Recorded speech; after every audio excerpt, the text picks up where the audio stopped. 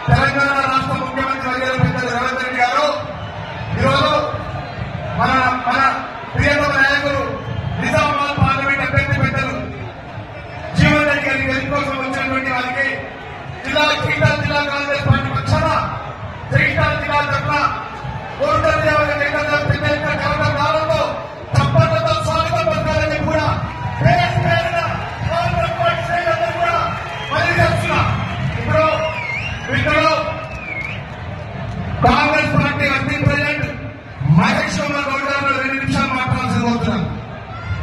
దయచేసి మహేష్ కుమార్ గౌడ్ గారిని 2 నిమిషాలు మాట్లాడాల్సిన మరీ చేస్తున్నాం.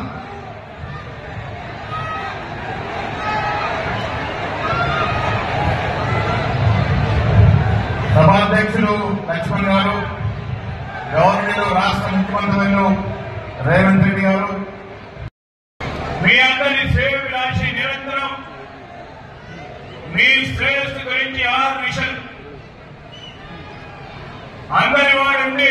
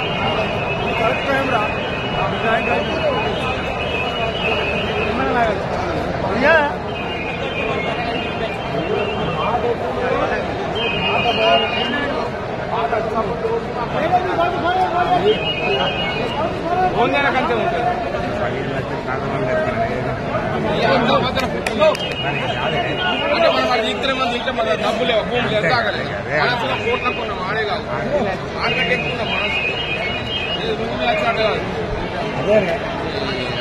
2 లక్షలు చేస్తా గాలి చేస్తాను అంటే బాధ లేక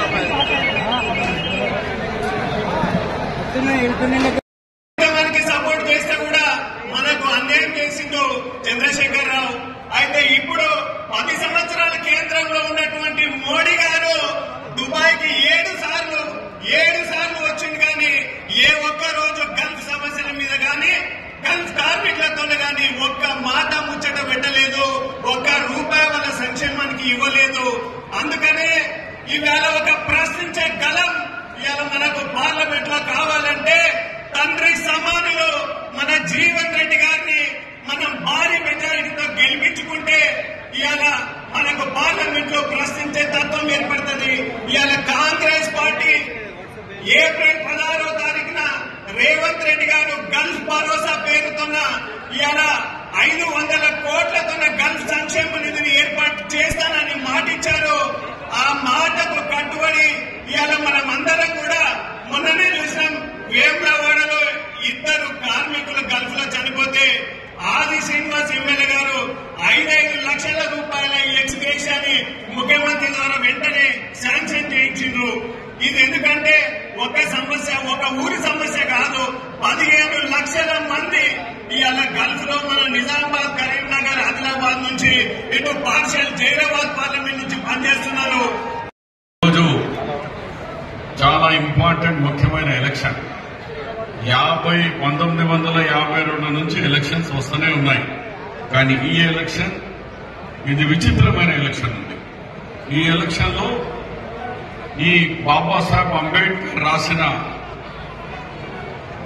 ఈ కాన్స్టిట్యూషన్ మీద అటాక్ జరుగుతుంది. ఇలాంటి సమయంలో ఇవాళ దేశం 76-77 సంవత్సరాల నుంచి అందరం కలిసిమెలిసిగా ఈ యొక్క రాసిన చట్టాన్ని చూసి వేరే దేశాల్లో కూడా బాబాసాహెబ్ అంబేద్కర్ రాసిన కాంగ్రెస్ పార్టీ కాన్స్టిట్యూషన్ అందరూ మెచ్చుకుంటున్నారు. ఇలాంటి సమయంలో మోదీ గారు అంటారు मुझे 400 सीट दो, मैं ये కాన్స్టిట్యూషన్ को ये इसको बदल दूंगा.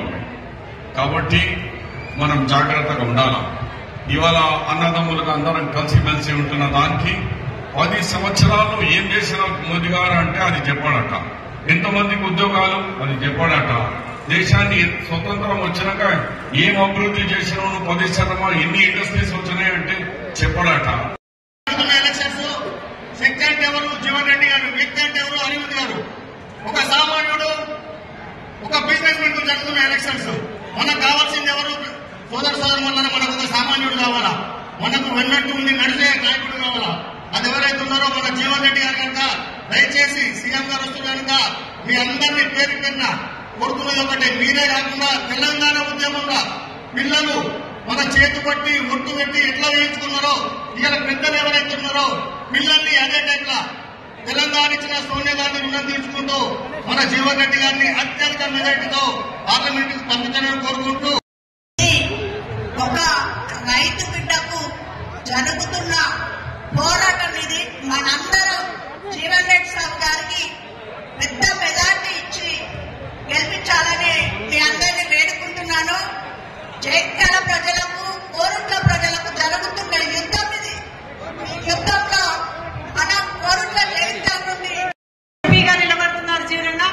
కాబట్టి ప్రతి ఒక్కరు కూడా ఒక మోడీకి, ఒక జీవనన్నకి పోరాటంలో జీవనన్నకు ప్రతి ఒక్కరు సహాయం చేయాలని కోరుకుంటున్నాము. అదేవిధంగా ఇప్పుడు ఒక జగిత్యాల నియోజకవర్గం, కోరుట్ల నియోజకవర్గం అనేది జీవనన్నకు సుపరిచితము. మన స్థానికులను మనం గెలిపించుకున్నాము. ఇక్కడ ఉన్న వ్యక్తి జీవనన్న అందుబాటులో ఉంటారు. 40 ఏళ్ల సంధి జీవించి జీవనన్న ప్రజల కోసము జనజీవనుడు అనే పేరు తీసుకున్నారు అంటే జీవనన్న ద్వారే. అదేవిధంగా ఈ రోజు ఈ జగిత్యాల నుంచి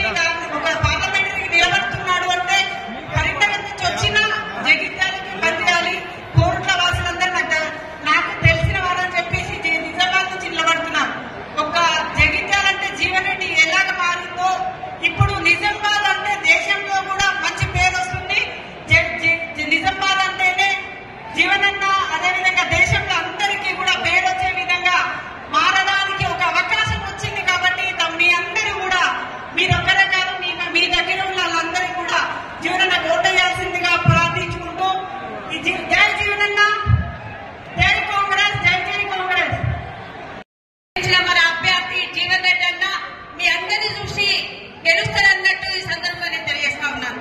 గెలవబోతున్నారనేసి ఈ సందర్భంగా తెలియజేస్తా ఉన్నాను. మీ అందరికీ తెలిసిన విషయం, మన ముఖ్యమంత్రి గారు రేవంత్ రెడ్డి అన్న గారు ఎంతో కష్టపడి ఈ రోజు మన గవర్నమెంట్ తెచ్చుకున్నాం. కాంగ్రెస్ 6 గ్యారంటీలు ఇచ్చిన ఘనత అంటే మన కాంగ్రెస్ పార్టీ. గతంలో కూడా ఎన్నో కార్యక్రమాలు చేపట్టడం జరిగింది. ఎన్నో అభివృద్ధి కార్యక్రమాలతో పాటు ఎన్నో కార్యక్రమాలు జరిపాము. మీరందరూ గమనించండి. ఈ రోజు మనం అందరం పూజలు చేస్తున్నాము. ఈ రోజు మనం రాముడిని కొలుస్తలేమా అనేసి అడుగుతున్నాను సోదరులని. ఈ రోజు రామమతం పట్టుకొని మేము బీజేపీ అన్నట్టుగా మాట్లాడుతూ వాళ్ళందరూ మనమందరము పూజలు చేస్తున్నాము. గతంలో మన కవితమ్మ గారు కూడా బతుకమ్మతోని రాజకీయం చేసింది.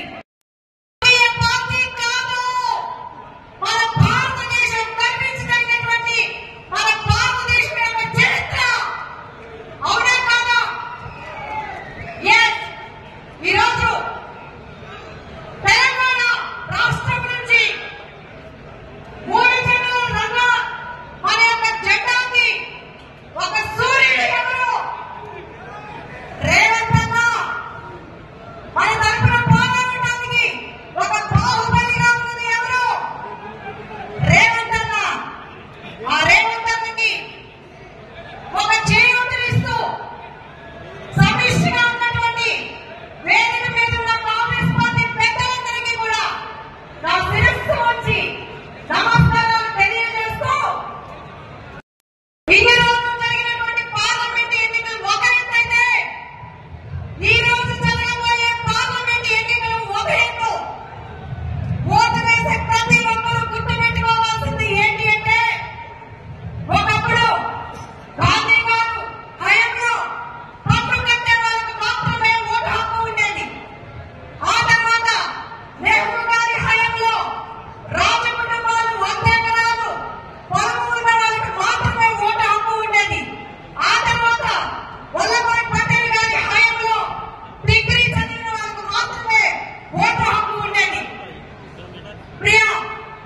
ప్రియులారా, మీకు ప్రేమతో తెలియజేసుకుంది ఏంటంటే, అంబేద్కర్ గారు రాజ్యాంగం వచ్చినాక హిందూ, ముస్లిం, క్రిస్టియన్ అని కాదు, ఎస్సీ, ఎస్టీ, బీసీ అని కాదు, 18 సంవత్సరాల నిండిన ప్రతి ఒక్కరికి కూడా ఓటు హక్కుని ఇచ్చారు. రేవంత్ రెడ్డి గారికి,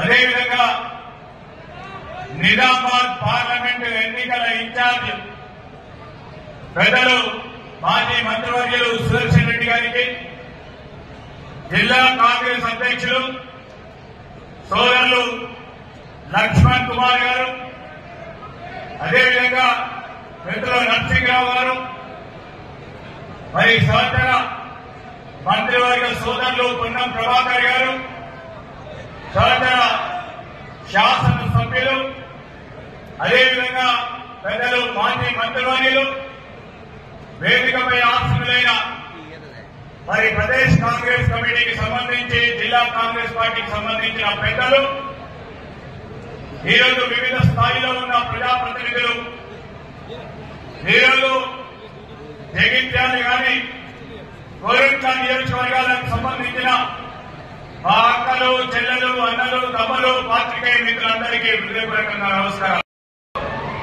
పదవి ఉన్నా లేకున్నా ఈరోజు పెద్దలు జీవన్ రెడ్డి గారు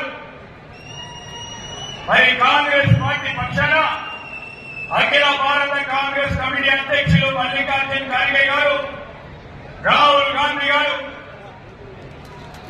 మరి ప్రదేశ్ కాంగ్రెస్ కమిటీకి సంబంధించిన అధ్యక్షులు రేవంత్ రెడ్డి గారు ఈ రోజు నిర్ణయం చేసి ఒక మంచి నాయకుడిని, అనుభవమైన నాయకుడిని, ప్రజలకు మేలు చేసే నాయకుడిని పార్లమెంట్ అభ్యర్థిగా నిలబెట్టాలని కాంగ్రెస్ పార్టీ ఆలోచన చేసి ఈరోజు కాంగ్రెస్ పార్టీ పార్లమెంట్ అభ్యర్థిగా మీ ముందున్నారు. మిత్రులారా, ఈరోజు జీవన్ రెడ్డి గారి గురించి ఎవరు చెప్పనక్కర్లేదు. ఈరోజు ఈ ప్రాంతానికి సంబంధించి నిజాం షుగర్ ఫ్యాక్టరీ తెరవాలని ఆకాంక్షతో రాష్ట్ర ప్రభుత్వం ఏర్పాటైన మొదటి రోజు నుంచి ఈరోజు నిజాం షుగర్ ఫ్యాక్టరీ తెరవాలి, ఈ చక్కెర కర్మాగారం తెరవాలి. ఈ రోజు ఆ రైతు సోదరులకు మేలు చేయాలని నిరంతరం ముఖ్యమంత్రి గారితో మాట్లాడి ఆ ప్రయత్న భాగంలోనే నిజాం షుగర్ ఫ్యాక్టరీని తెరిపిస్తామని ముఖ్యమంత్రి గారి హామీ ఇవ్వడం సహకారం లేకుండా అధికారంలోకి వచ్చింది. కానీ నరేంద్ర మోడీ ఈ యొక్క 10 సంవత్సరాలు యావత్ దేశ రాష్ట్రంలో కూడా ఆదాయ ఆదాయానికి మొత్తం అప్పచెప్పిండు. అది సరిపోదన్నట్టుగా రాబోయే కాలంలో ఇస్మార్ట్ 400 అంటా ఉన్నాడు. 400 అనగానే చాలా మంది మేధావులు చదువుకున్న వారు ఆలోచించింది. ఎందుకు ఇంత పెద్ద మెజారిటీ ఇచ్చిన తర్వాత కూడా 400 సీట్లు కావాలని అడుగుతా ఉన్నాడని ఆలోచన వచ్చింది. అంటే 400 సీట్లు వస్తే రాజ్యాంగాన్ని మార్చి ప్రజాస్వామ్యాన్ని కూలగొట్టే ఏకచక్రాధిపత్యం చేయాలి. అదేవిధంగా ఈ దేశంలో ఎస్సీ ఎస్టీ బీసీలకు ఉన్నటువంటి రిజర్వేషన్ తొలగించాలనేటువంటి ఒక కుట్ర చేస్తామని నరేంద్ర మోడీ ఆ అభ్యర్థి అరవింద్కు తగిన గుణపాఠం చెప్పాలని సందర్భంగా కోరుతా ఉన్నా. ఒకవేళ కాలం అయితే ఆర్ఎస్ఎస్ భగవంత్ రిజర్వేషన్ లేని భారతదేశాన్ని చూస్తా ఉన్నాడు. ఆనాడు మండల కమిషన్ వస్తే కమండల్ పేరు మీద రిజర్వేషన్ల ప్రక్రియ అన్నారు. మొన్నటికి మొన్న రాహుల్ గాంధీ గారి పునర్గణ సర్వే అంటే కేంద్ర ప్రభుత్వం తరఫున సుప్రీంకోర్టులో అప్లైట్ చేసినారు. దయచేసి ప్రజలు అప్రమత్తం కాకపోతే మనకు రాజ్యాంగం ఎస్సీ ఎస్టీ బీసీ రిజర్వేషన్లను తొలగించారు. రిజర్వేషన్ ఉండాలనుకుంటే కాంగ్రెస్ పార్టీని గెలిపించేది తప్ప ఇంకొకటి లేదు.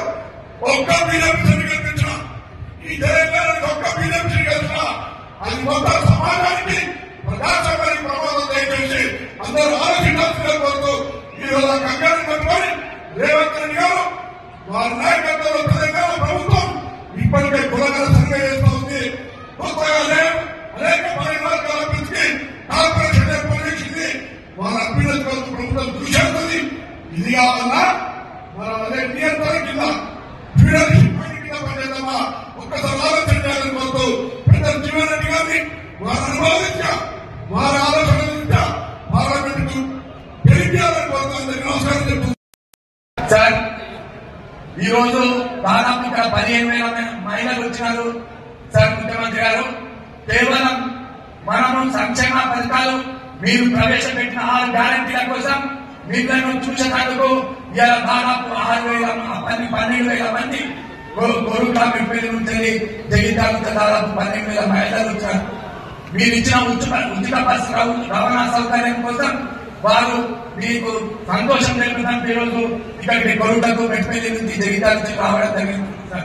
అదేవిధంగా ఇక్కడ సిలిండర్ మీరు 500 రూపాయల సిలిండర్ ఇచ్చారు.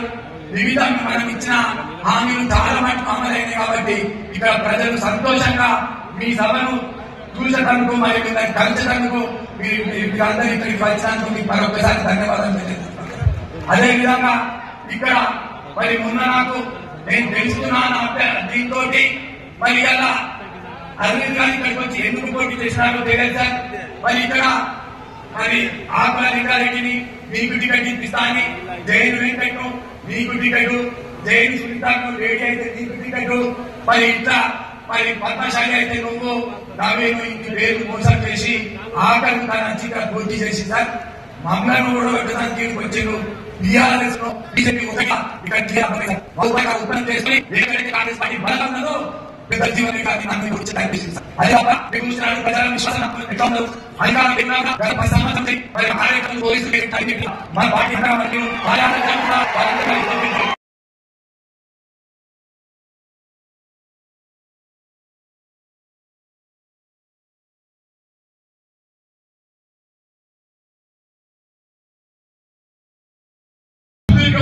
జీవితం దాదాపు 4 దశాబ్దాల క్రితం పంచాయతీ సమితి అధ్యక్షుడిగా ఆరోపింపబడి శాసనసభ్యుడిగా మంత్రిగా మరి శాసనమండలి సభ్యుడిగా పట్టభద్రుల నియోజకవర్గానికి నాకు ఎన్నికల్లో గెలిచిన ఆశించిన పెద్ద పొందలేకపోయి కూడా ప్రజానీకానికి అందుబాటులో సేవ చేయడమే నా బాధ్యత భావించేటువంటి వారిని నేను చెప్పండి.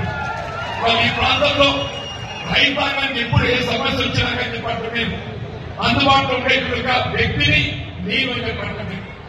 రైతాంగానికి ప్రాజెక్టు ద్వారా సాగునీరే కానీ కరెంటే కానీ ధాన్యం చేయగల ఇసుకలు దోపిడీ నుండి నిలువ చేయడమే కానీ ఏ సమస్య ఉత్పన్నమైన అండగా నిలబడేవాడు ఎవరు అని చెప్పంటే జీవన్ రెడ్డి అని చెప్పి చెప్పక తప్పదని చెప్పండి. 1% ఎన్నికల్లో ఆశించే పెద్ద పొందలేని పరిస్థితుల్లో కాంగ్రెస్ పార్టీ అధిష్టానం పెద్ద రేవంత్ రెడ్డి గారు గౌరవ ముఖ్యమంత్రి గారు నా సేవలు ఏదైతుందో కాంగ్రెస్ పార్టీ బలోపేతం కొరకు ప్రజా సేవకు వినియోగించాలనే భావనతో పార్లమెంట్ పోటీ చేయాలని చెప్పని వారు సూచించినప్పుడు వాస్తవంగా వారు కరీంనగర్ పార్లమెంట్ కి పోటీ చేయాలని చెప్పని భావించింది. నేను చెప్పాను, నాకు ప్రజా జీవితంలో రాజకీయ జన్మనిచ్చింది జగిత్యాల నియోజకవర్గం, జగిత్యాల శాసన నియోజకవర్గం. గతంలో కరీంనగర్ పార్లమెంట్ నియోజకవర్గంలో ఉన్నప్పుడు అప్పుడు కరీంనగర్ పోటీ చేసిన మాట వాస్తవం. వీళ్ళు మారిన పరిస్థితులకు అనుగుణంగా జగిత్యాలే కానీ కోరుంటే కానీ పునర్విభజన నిర్మించుతూ నిజామాబాద్ మాట్లాడుతున్నాను. నా కాంగ్రెస్ పార్టీ అధిష్టానం పార్లమెంట్ సభ్యుడు పోటీ చేసే అవకాశం కల్పిస్తామని భావిస్తున్న తరుణంలో వారు ఒకటే కోరినండి. రాజకీయంగా ఒకటే నా జీవితం అంకం వరకని చెప్పంటున్నాను. నాకు రాజకీయ జన్మనిచ్చినటువంటి ఈ జగిత్యాల ప్రాంతాన్ని సేవ చేయడం నిమిత్తం నా బాధ్యత చెప్పని పేర్కొంటూ నాకు అవకాశం కల్పిస్తుందో నిజామాబాద్ కల్పించాలని చెప్పని కోరడంతో కాంగ్రెస్ పార్టీ అధిష్టానం పెద్ద రేవంత్ రెడ్డి గారు వారు ఎన్నికల మన ఆలోచనకు అనుగుణంగా నిజామాబాద్ పార్లమెంట్ అవకాశం కల్పించండి. ఈరోజు వస్తువు చెప్పండి, నేను ప్రజా జీవితంలో ఎన్నో ఒడిదుడుకులు ఎదుర్కొన్నాను. కాంగ్రెస్ పార్టీ నాకు ఆది నుండి కూడా చెప్పండి, నేను నాకు అండగా నిలిచిన ప్రతిసారి అవకాశం కల్పించింది. అయినా ఎన్నికల్లో గెలవడం అనేది మనం అనుకున్న ప్రతిసారి సాధ్యం కాదు. నేను 6 పర్యాలు శాతం ప్రజెంచింది. 5 పర్యాలు ఎన్నికల్లో ఆశించే పొందకుంటే ఎన్నికల్లో ఓటు చేయడం జరిగింది. అయినప్పటికీ కూడా ఎన్నికల్లో గెలవడం ఉండడం కాకుండా ప్రజానీకానికి అందుబాటులో ఉండడమే ఒక ప్రజాప్రతినిధి బాధ్యత భావించి అన్నింటి ప్రజలకు అందుబాటులో ఉండే వ్యక్తి ఏదైతుందో మీకు తోడు ఉన్నటువంటి వాడిని ఈ జీవన్ రెడ్డి అని చెప్పాడు. రాజకీయంగా వ్యక్తులు మాట్లాడుతున్నారు. నేను ఏకమంది పేపర్లు చూస్తే తోడు నాకు జీవన్ రెడ్డి ఏం చేసింది ఆశ్చర్యమైన ఆయన అందరినీ అనుకుంటున్నాను.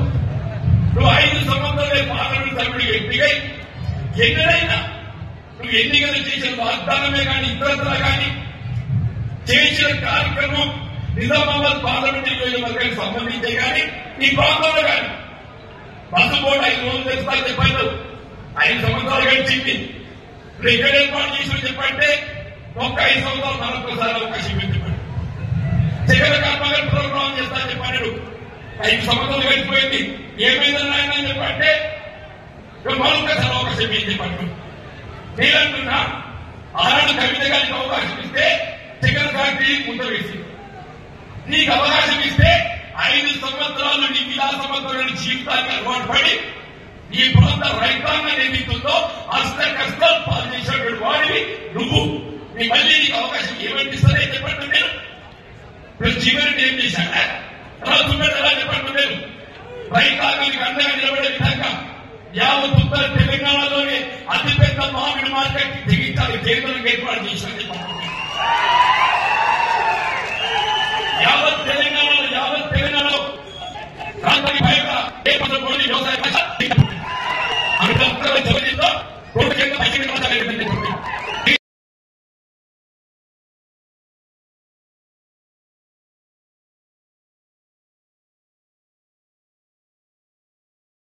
చేసి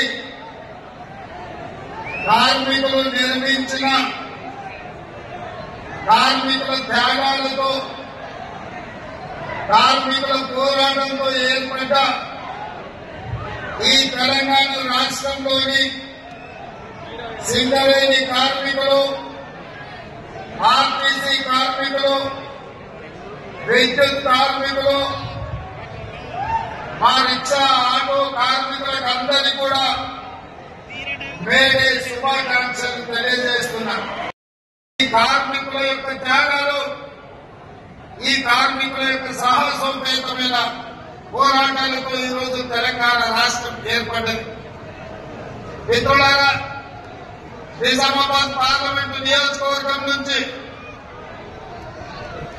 పెద్దలు జీవన్ రెడ్డి గారిని, శ్రీమతి సోనియా గాంధీ, శ్రీ మల్లికార్జున్ ఖర్గే గారు, శ్రీ రాహుల్ గాంధీ గారి ఆదేశాల మేరకు కాంగ్రెస్ పార్టీ అభ్యర్థిగా ఈ ఎన్నికల రంగంలో తెలంగాణ కాంగ్రెస్ నిలబెడితే ఈ కార్యక్రమాన్ని జిల్లా పార్టీ అధ్యక్షుడు అడ్డూరి లక్ష్మణ్ గారి అధ్యక్షతన 75 సంవత్సరాల స్వతంత్రం వచ్చిన ఈ రోజు దళితుల గిరిజనుల జీవితాలలో రావాల్సినంత మార్పు రాలేదు, బలహీన వర్గాలకు రావాల్సిన అవకాశాలు రాలేదు.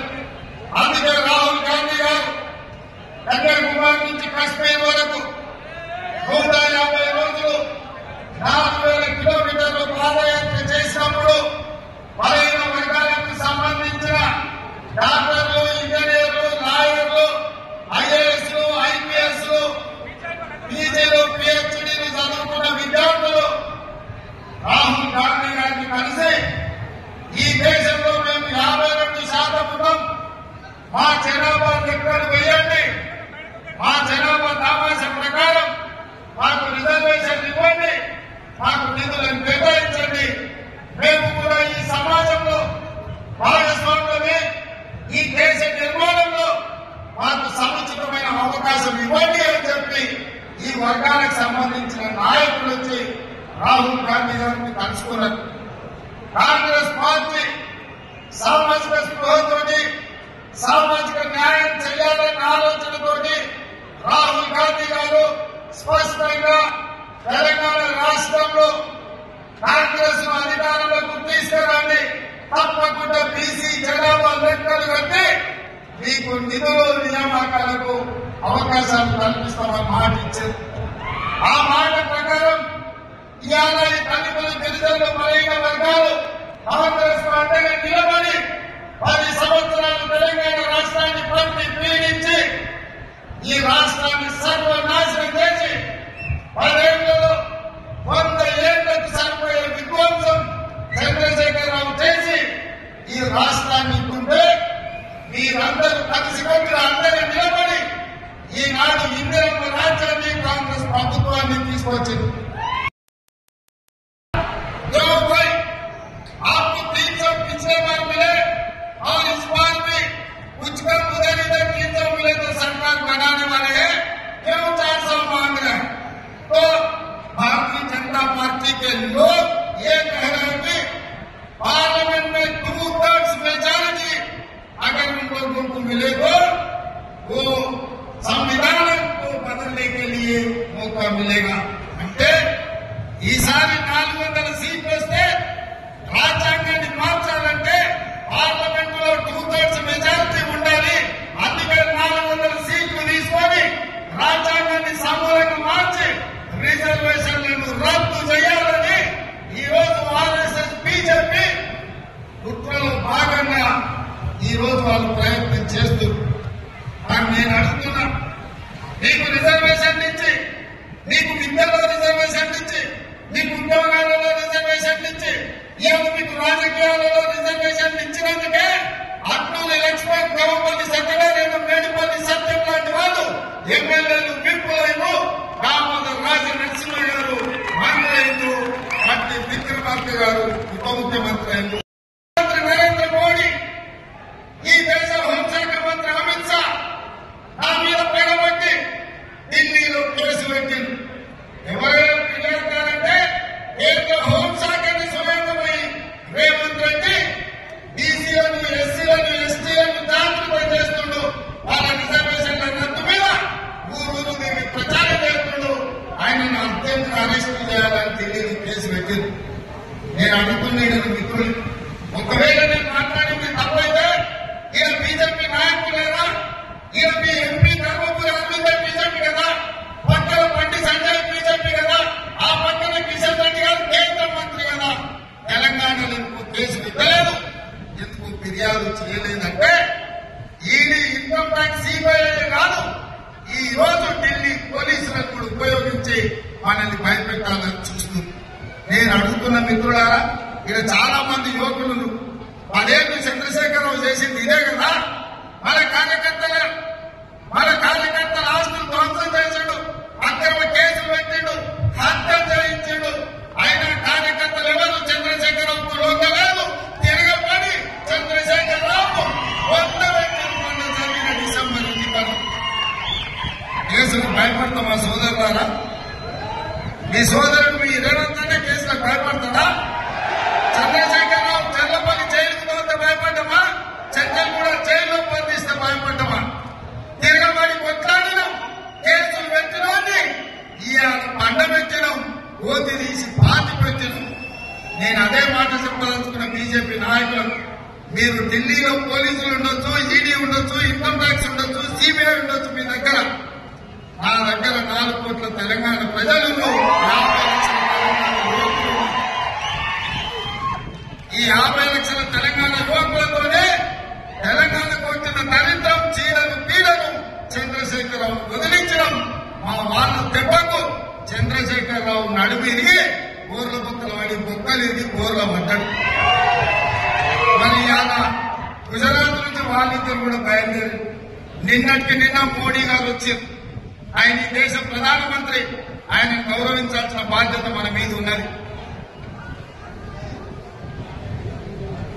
ఒక ప్రధానమంత్రిగా, వయసులో పెద్దవాడిగా, 13 సంవత్సరాలు ముఖ్యమంత్రిగా, 10 సంవత్సరాలు ప్రధానమంత్రిగా చేసిన నరేంద్ర మోడీ గారిని, వయసులో చిన్నవాడిని, మొదటిసారి ముఖ్యమంత్రి అయిన వాడిని తప్పకుండా వారిని గౌరవిస్తా, వారు ఎదురు పడితే నమస్కారం కూడా పెడతా.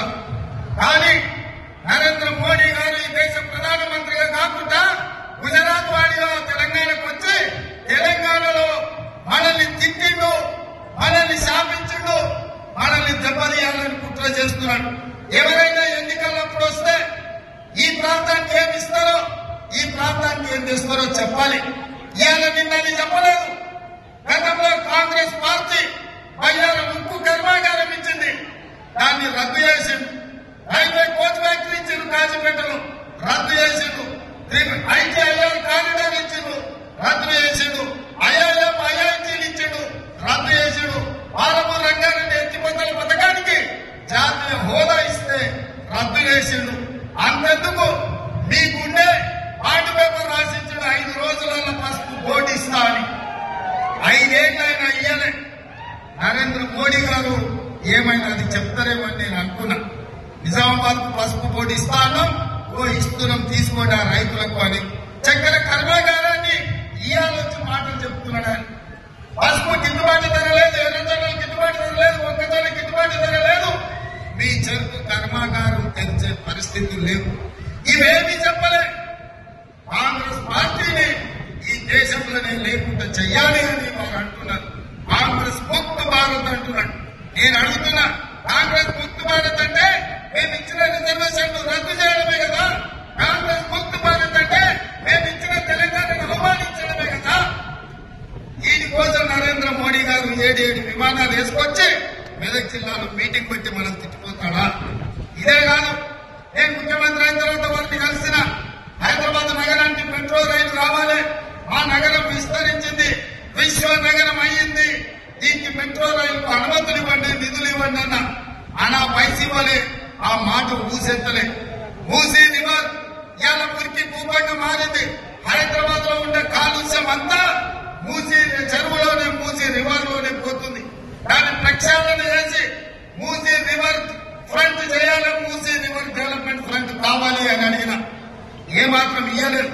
హైదరాబాద్ నగరానికి దాహాన్ని తీర్చడానికి ఇవాళ కృష్ణా జలాలను అదనంగా తరలించాలని అడిగిన, మనకి ఇవ్వలేదు. పాలమూరు రంగారెడ్డి ఎత్తిపోతల కోసం 90 టీఎంసీల నీటి కేటాయింపులు జరగాలి, కర్ణాటకను ఒప్పించి మా నీళ్లు మాకు కేటాయించాలని అడిగిన. ఆ మాట కూడా మాట్లాడలేదు.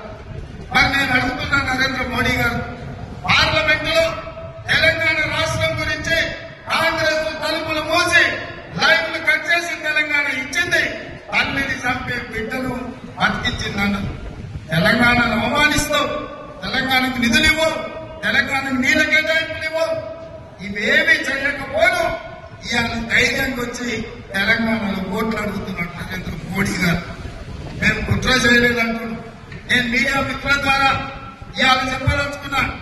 సాయంత్రం 5 గంటలకు హైదరాబాద్ లో ప్రెస్ మీట్ పెట్టి ఏ విధంగా రాజ్యాంగాన్ని రద్దు చేయాలనుకున్నారో, రాజ్యాంగాన్ని రద్దు చేయడం ద్వారా, రాజ్యాంగాన్ని సమూలంగా మార్చడం ద్వారా ఎట్లా రిజర్వేషన్లు దెబ్బతీయాలనుకున్నారో ఆధారాలన్నింటినీ కూడా 5 గంటలకు మీడియాకు విడుదల చేస్తారు.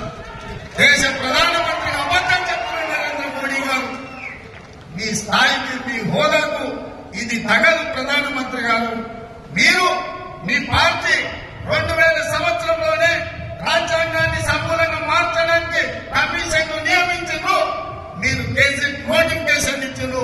సాయంత్రం 5 గంటలకు 2000 సంవత్సరంలో రాష్ట్రపతి ప్రసంగంలో రాజ్యాంగం మార్పు గురించి బీజేపీ ప్రభుత్వం ప్రస్తావించింది, పార్లమెంటులో ప్రకటన చేసింది. ఈ వివరాలన్నింటినీ కూడా ఈ రోజు దేశ ప్రజలకు నేను విడుదల చేయదలుచుకున్నా. నేను మీరు రాజ్యాంగాన్ని మార్చాలనుకుంటుంటే, రిజర్వేషన్లు రద్దు చేయాలనుకుంటుంటే అది వద్దు. ఈ దేశంలో దళితుల గిరిజనులు ఇంకా ఆర్థికంగా చితికిపోయి ఉన్నారు. రిజర్వేషన్ ఉండాలి, వాళ్ళకే కాదు బీసీలకు కూడా రిజర్వేషన్ ఇవ్వాలి అని నేను చెప్పిన. దానికోసం నా మీద కేసు పెడతావా? ఆ కేసులకు భయపడతానా? నేను 20 ఏళ్ల నుంచి ఎన్నో ఒడిదుడుకులను చూసినా, ఎన్నో ఆటుపోట్లను చూసినా. ఇవాళ మీరు అనుకుంటున్నాము గుజరాత్ నుంచి వచ్చి తెలంగాణ మీద పెత్తనం చేస్తామని.